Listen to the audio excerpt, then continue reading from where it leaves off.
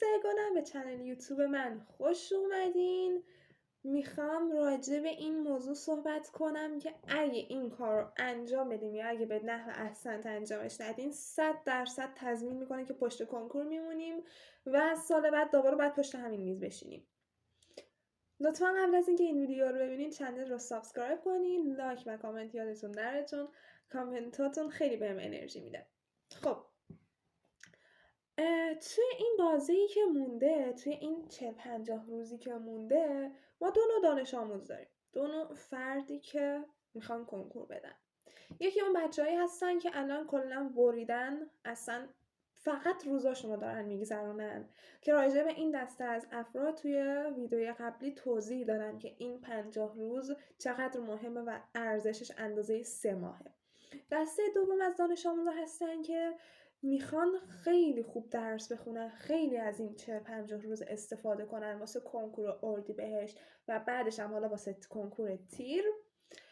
این دسته از افراد خیلی میخوان تلاش کنن ولی نمیدونن چه جوری باید بخونن، نمیدونن که کجا رو باید بخونن، یعنی مسیر رو اشتباه میرن. اول اینو بگم که من فعلا راجع به کنکور اردیبهشت صحبت میکنم. چرا؟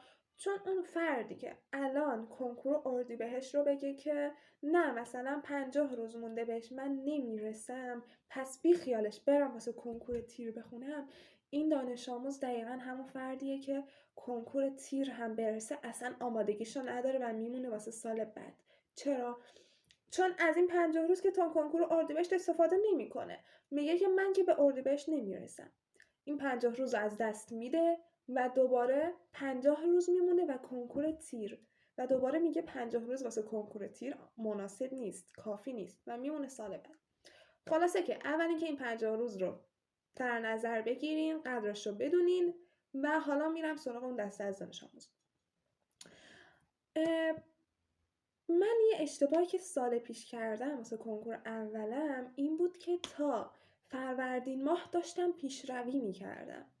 یعنی من اصلا تایم واسه مرور، واسه جمع‌بندی نذاشته بودم اصلا.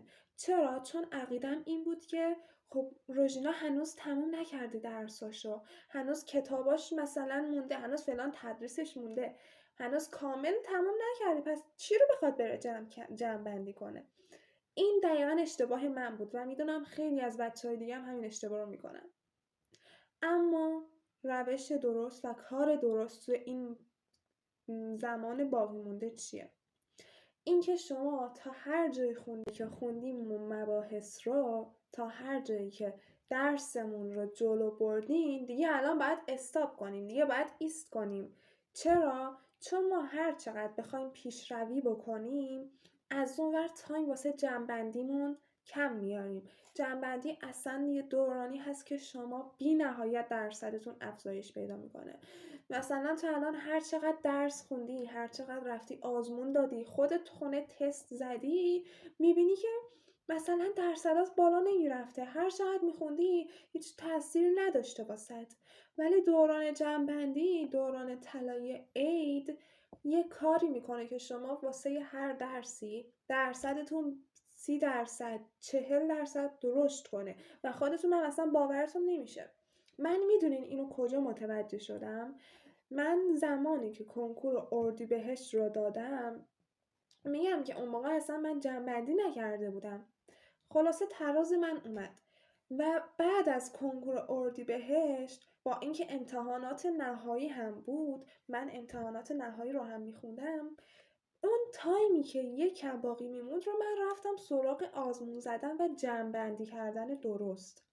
و شاید باورتون نشه تراز اردیبهشت من و تراز تیر ماه من 2000 تا اختلاف داشت. خب خیلی ها الان شاید بگن که 2000 تا مگه چیه؟ ولی شما ببینید توی اون بازه کم که طرف مثلا رفت و کنکورش رو داده، الان امتحان نهایی باید بده 50% معدل و بعدش کنکور تیر 2000 تا اختلاف تراز، 2000 تا پیشرفت تراز خیلی چیز خوبیه. و من اونجا فهمیدم که چقدر جمع‌بندی کردن درست میتونه مفید باشه. الان ما باید تایم جمع‌بندیمون رو شروع کنیم تا هر جایی که خوندیم. اگه زیست 3 فصل مونده، اگه شیمی 1 فصل 2 فصل مونده، اگه فیزیک 2 فصل مونده، هر چقدر مونده دیگه ایست کنیم همینجا و بریم جمع‌بندیمون رو شروع کنیم. جمع‌بندی یعنی چه جوری؟ میتونیم طبق بودجه بندی آزمون ها پیش بریم. طبق بودجه بندی مثلا آزمون دوپینگ ماز. من خودم دوپینگ مازو میرم و پیشنهاد میکنم. حالا هر آزمونی که دوست داشتین، دلیل نمیشه که حتما بقیه هم اینو برن. هر آزمونی که دوست دارین شرکت کردین یا هر چیزی، طبق بودجه بندی اون پیش برین و شروع بکنیم جمع‌بندی کردن رو. جمع‌بندی کردن مثل چی؟ یعنی چی؟ یعنی اینکه شما میرین یه فصلی رو میخونید، خب کتاب درسیش رو میخونید اون فصل رو. وقتی کتاب درسیش رو خونین، میریم تستای مارکدار میزنیم از همون. تستای مارکدارش رو میزنیم. پس چی شد؟ اول کتاب درسی، دوم تست های مارک شده. اگه تست مارک شده نداریم، اگه قبلا کم تست زدیم، تو کتابای تست دیدین که بعضی از سوالات رو یه علامتی کنارش گذاشتن که اینا رو واسه دوران مرور و جمع‌بندی بخونیم. میتونیم از اونها استفاده بکنیم. یا حتی اگه کتابمون اون علامت رو هم نداره، میتونیم از آزمون‌های آزمایشی همون فصل استفاده بکنیم. وقتی که این کار رو کردیم، میریم از خودمون آزمون میگیریم. آزمون‌های ماز، قلمچی، گزینه 2 و خیلی سبز و هر چیز دیگه ای. آزمون میگیریم از خودمون که ببینیم اون فصلی رو که ما خوندیم الان توی آزمون چند درصد میتونیم بزنیم. اصلا درصدش هم برامون مهم نباشه. ببینیم که چقدر بازدهی داره واسمون، تحلیلش کنیم و اون نقاطی رو که نقاط مثبتمون هست یا نقاط ضعفمون هست رو یادداشت کنیم. نکته برداری کنیم و توی کتابمون حالا بنویسیم. توی دفتر هم ترجیحاً این کارو نکنید، چون که اون لحظه مثلا چند روز مونده به کنکور، واسه زیست مخصوصا بهتره که کتاب درسی رو برداریم و مرور کنیم، چون شکلاش هم واسمون دوباره مرور میشه. خلاصه پس چی شد؟ اول کتاب درسی جزوه استاد رو مرور میکنیم، بعدش میریم تستای مارک شدهمون رو میزنیم، بعدش میریم آزمون‌های آزمایشی همون فصل رو به صورت جامع میزنیم و بعدش حالا اون آزمونی که ثبت نام کردیم یا مثلا دانلود میکنیم تو خونه میزنیم رو، اون آزمون رو میدیم و تحلیل میکنیم و یه خلاصه کوچیک هم مینویسیم. مثلا واسه یه فیزیک فرمول های اون فصل رو مینویسیم. این باعث میشه اون فصل واسه شما جمع بشه، دوباره تو ذهنتون بیاد. متوجه شدین؟ اینجوری این فصل جمع میشه و میریم سراغ فصل بعدی، فصل بعدی، فصل بعدی. اینجوری ما این فصل ها رو مرور میکنیم و جمع بندی میکنیم. البته اینم بگم که دوباره وقتی همه این کار رو انجام دادیم باید آزمون جامع بزنیم. الان با خودمون فکر کنیم، مثلا من اگه هنوز بخوام پیشروی کنم، اگه هنوز بخوام بگم اون فصلایی که باقی مونده رو میخوام بخونم، پس کی ما تایم میاریم که این کار رو انجام بدیم؟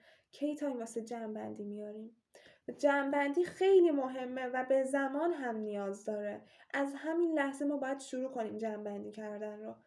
اصلا نگران نباشین، حتی اگه تو آزمون میرین منفی میزنین، حتی اگه 0 رو میزنیم، این آزمون ها اصلا دلیلی بر این که شما قبول میشین یا نمیشین. آزمون جامعه هایی که ما قراره بزنیم چندین درصد به درصد ما اضافه میکنن. خلاصه که بچه ها دوران جمع‌بندی رو خیلی جدی بگیرین. دوست داشتم که این حرفا رو قبل از عید بزنم که حالا هر طور شده اگه مثلا خیلی اصرار دارین که این فصلم بخونم بعدش شروع کنم، خواهش میکنم که فروردینمون خوب استفاده کنیم. از الان بشینیم یه برنامه‌ریزی کنیم واسه اصلا از فردا تا روز کنکورمون. تایم زیادی که نیسته. یه برنامه جامع داشته باشیم که هر روز چه درسی رو، هر روز چه فصلی رو من بخونم و آزمون بدم و جمع‌بندی کنم و کلا ببندم اون فصل رو. خیلی دوستتون دارم بچه ها. ببخشید اگه ویدیو کمی کیفیتش پایینه یا هر چیزی. دوست دارم خیلی خودمانی باهاتون حرف بزنم و همین دیگه. خیلی دوستتون دارم. امیدوارم که خوشتون اومده باشه از این ویدیو. خدا نگهدار.